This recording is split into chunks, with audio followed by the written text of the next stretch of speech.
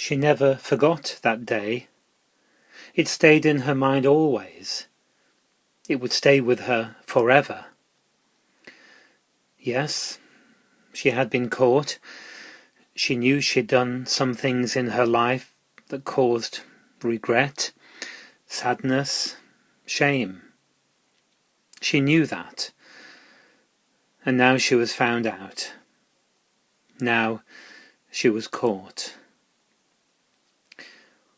What was she to do? How could she carry on? What did the future hold for her? She could have tried to run away. She could have tried to cover her tracks, blame someone else, make some excuses, say it wasn't her fault, she was made to do it. And yes, that was probably true. She was made to do it. It wasn't her fault. But anyway, whatever and however, now she was caught. Now it was all over. She was probably quite relieved anyway. Finally, no running away, no hiding, no fear, no more shame. Just glad it was all over. How was she going to be treated? What would happen to her? Would she get punished?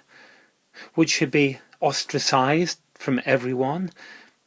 Given the cold shoulder? Banished? Ignored? I've already been treated pretty badly, she thought to herself. I've already had my fair share of unfairness. Life hasn't been good to me. I don't know how things can get any worse. It can't, can it? In fact, it might get a bit better. I'm glad, really. Happy that I've been found out. Maybe now I'll get a fair trial. Fair? Maybe. Maybe not. I don't know. That crowd looks pretty rough to me. Pretty scary, if I'm honest. Look at them. Look at that hatred, that anger in their eyes. It's all of them, the men and the women, and those people in authority, them in their robes, and that attitude of, I know best, I know what's right, I know the law.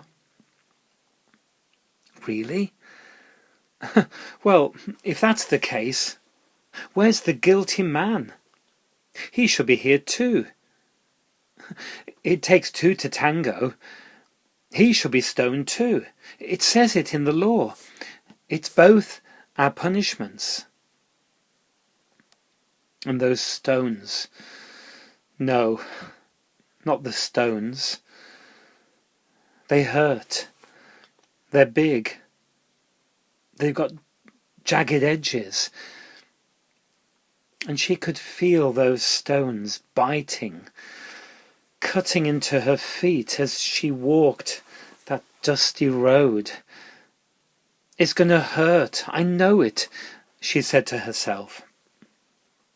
Who's going to be the first? Who will throw that first stone? And then she noticed him. He was very quiet, but still he stood there in the temple. Who was he? And why is he being shouted at? Teacher, she's committed adultery. She has to be stoned. It was almost like he was being tested, challenged by these men. But he hadn't done anything wrong. Who was he? And then he bent down and started writing with his finger in the dust of the temple floor. What was he writing? She couldn't see it. It was all a blur. What was he writing? Perhaps he was just playing for time, or just using this time to think about what he was going to say, or even just to pray. Then he stood up and said, "You think you're so good, don't you? If that's the case, pick up a stone. Go on. Pick one up and throw it. I dare you. Let's see just how perfect you are. You've never done anything wrong in your life? Is that right? Prove it." Some people had already picked up stones. Some were bending down, ready to grab one and throw it. But they didn't. Those who had stones dropped them. Those who didn't just stood watching quietly. Then, one by one, they just walked away. They left her and him alone.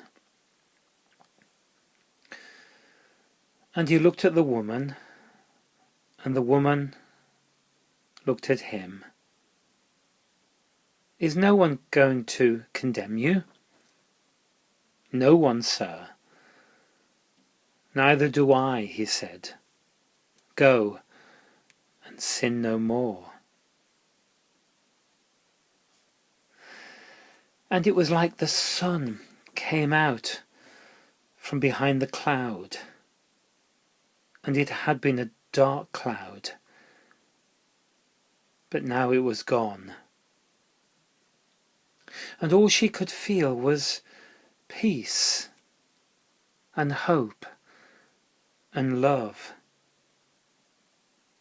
She felt peace, a peace that she had never felt before. She felt hope that now was the start of the rest of her life. She felt love, a love deep inside her, a love that said, "It's okay, I understand, I love you." Later, she found out that this was Jesus from Nazareth.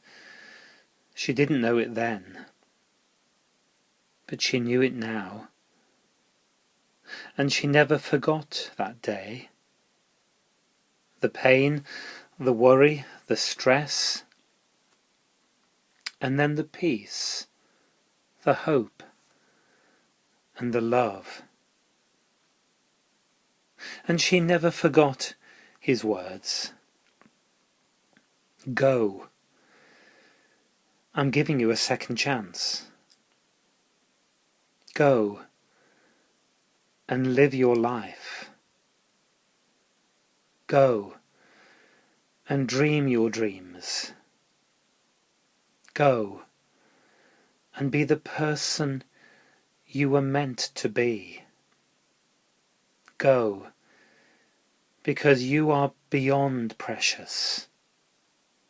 You are beyond price. You are deeply loved. Go and live your life to the full."